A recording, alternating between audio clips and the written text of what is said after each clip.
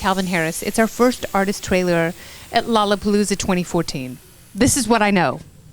Skrillex and Diplo sound like screeching owls who have been molested mid-orgasm in the throes of death when they sing. Yet you are one of the few DJs when you sing The Angels Weep. Can you explain? I don't think Diplo sings. Exactly, because he sounds like Dog Crap Jackson. I use a thing called auto-tune in the studio. Okay. And it means that however out of pitch you are, you can fix it afterwards. And that's the beauty of technology and knowing how to run the programs. Yeah, it doesn't take a lot to learn how to use auto-tune. That's why, you know. You are a tall Scottish bastard. Are you genetically superior to most? I feel like the taller the person is, I feel like we're more genetically advanced. I do. Absolutely right. I do. That's the right answer. I asked a tall person that earlier this weekend, and he was like, no, I'm awkward. You know what I say? Own it. Yeah, it's a choice. Do you prefer the female voice? It depends. I prefer the male spoken voice. I prefer the male singing voice. No, female singing voice. Yeah. The male spoken voice. If you're going to listen to a book on tape, you want it to be James Earl Jones. Yeah. If you're going to use the sonic canvas, you want Florence. Yeah. Or you know when you get speak text on your phone, I like that to be a guy. You don't like Siri. I like it to be a guy called David with an Australian accent. Okay. Hello, Calvin. You're in 40 meters, you're going to go left. Which actually in this country, you're turning right. It's opposite. Ha! So tell me about summer. It feels so close. Okay. In 18 months. All right, so Summer was a song that isn't on 18 months. Doesn't matter. You sang on it. Yeah. Oh, so these are just songs that I've sung on. You want to hear? Okay. Summer, I hadn't actually sung on a song for about 3 years, which is why I feel like I don't really sound like myself. I prefer when I sing to not sound like how I sound when I sing. Yeah. So, because I hadn't really sung anything apart from, when I'm cooking eggs in the morning, I hadn't been singing on In the shower. No, I kind of hum to myself in the shower or do falsetto. But while I'm cooking, I like to sing just normally, like Roy Ayers or something. So I was trying out voices, and it took me about 10 days to nail the voice. I did a lot of coughing in between takes. Is that true? Are you humble or are you genuinely insecure? I'm not insecure. No, I just think it's the voice thing. That is, I'm not a singer. I'm not a natural singer, but I know that sometimes it doesn't matter so much with the. It's more in the performance than the pitch, if you know what I mean. It's more in like the tone. Yeah. Yeah. And I find if I've written the lyrics and I know what a song is about, then I find it a lot easier to perform than, like I can't sing a song by somebody else, at all. Yeah. But I could write words and I could know when the inflections are going to sound good, to convey a good emotion that people are going to respond well to. And do you do that with vocalists you work with? Do you tell them when to inflect?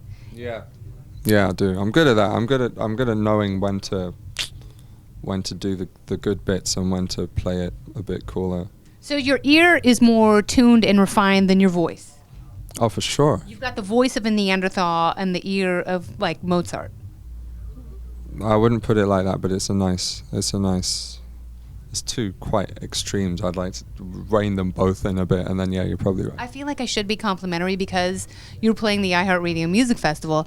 Last time you played, you saw a picture of Bob Seger, and you almost went a little tinkle in your pants because you were so excited. Can you tell me about that moment? I don't remember. I don't remember that moment. That's a real moment. Maybe I didn't know it was Bob. Is it just an incredible picture in the arena?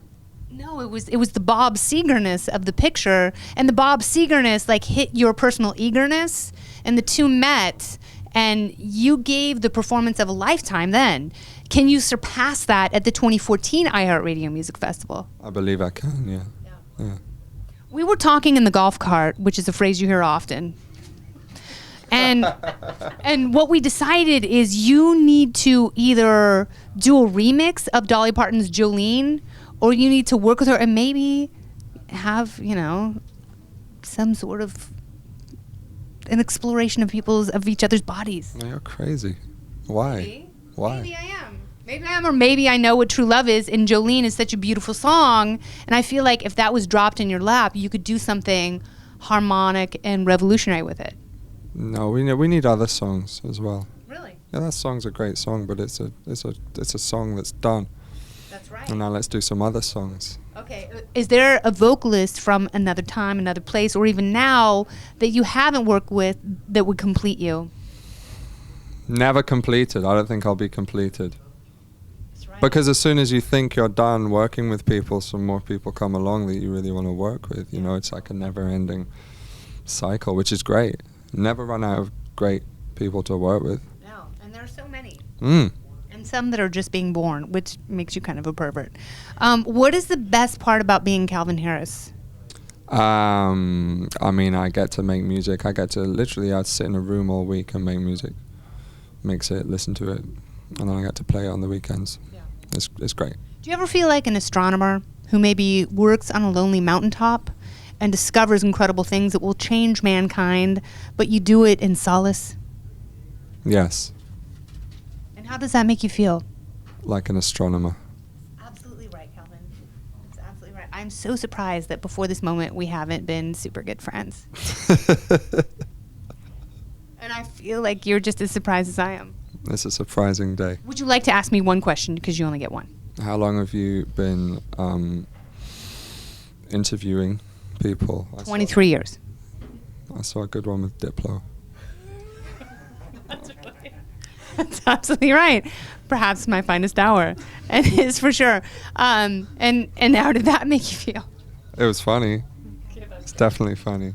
That's good. Well, I'm excited to embrace your sonic masterpiece at Lollapalooza 2014 in Chicago, and I'm more excited for iHeartRadio in Vegas, because I think when you interface with Vegas, that is where the heavens part. Am I wrong? It was fun last time. I had a great time. I love Vegas as well. Yeah, it'll be great. Vegas, iHeartRadio, it's the triumvirate.